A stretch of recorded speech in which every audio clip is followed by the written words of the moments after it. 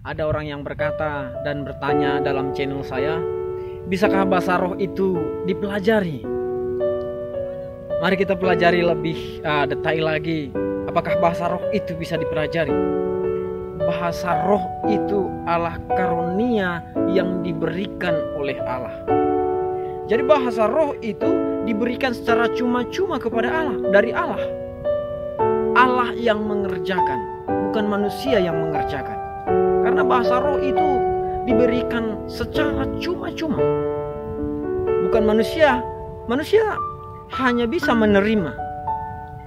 Dan beda bahasa roh, kita harus membedakan bahasa roh dengan buah roh. Jika buah roh itu adalah dalam Galatia 5 ayat 22, kasih, sukacita, damai sejahtera, kesabaran, kemurahan, dan kebaikan. Banyak itu adalah satu hal yang harus dikerjakan oleh manusia tersebut.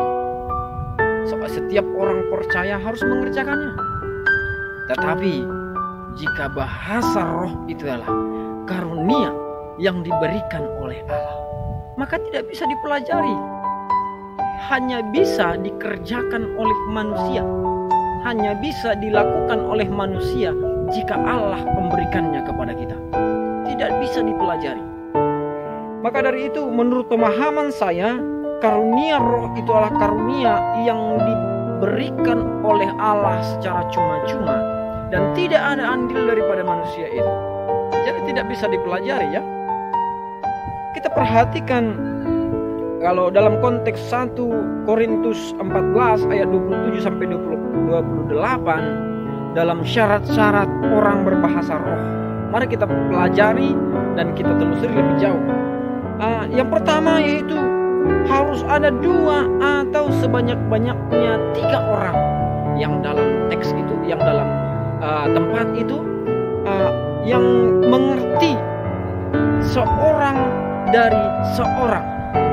Jadi bahasa roh itu tidak bisa semua-semuanya, tidak bisa langsung berbahasa roh secara keseluruhan.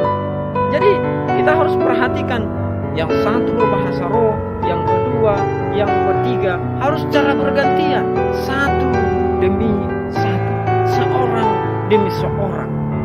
Yang berikutnya harus ada yang menafsirkan. Maka Bapak Ibu Saudara yang terkasih dalam Kristus Yesus, jika ada orang yang berbahasa roh tapi tidak ada orang yang mengerti dalam teks itu, tidak ada yang mengerti dalam kondisi dan situasi itu, mari bertanya kepada Allah, apakah ini bahasa roh yang sesungguhnya? Apakah ini bahasa roh yang diberikan, yang dikaruniakan oleh Allah? Maka dari itu Bapak Ibu Saudara yang terkasih dalam Kristus Yesus, dalam konteks kisah para rasul 2 itu, dalam kondisi murid-murid pada waktu itu berbahasa roh. Karena apa? Karena mereka dipenuhi oleh Roh Kudus. Karena apa juga? Karena mereka, Roh Kudus itu ingin memakai mereka supaya mereka bisa berbahasa kepada orang-orang di sekitar mereka. Karena dalam teks itu, dalam kondisi itu, berbagai orang dari berbagai daerah datang ke tempat itu yang dari berbagai bahasa.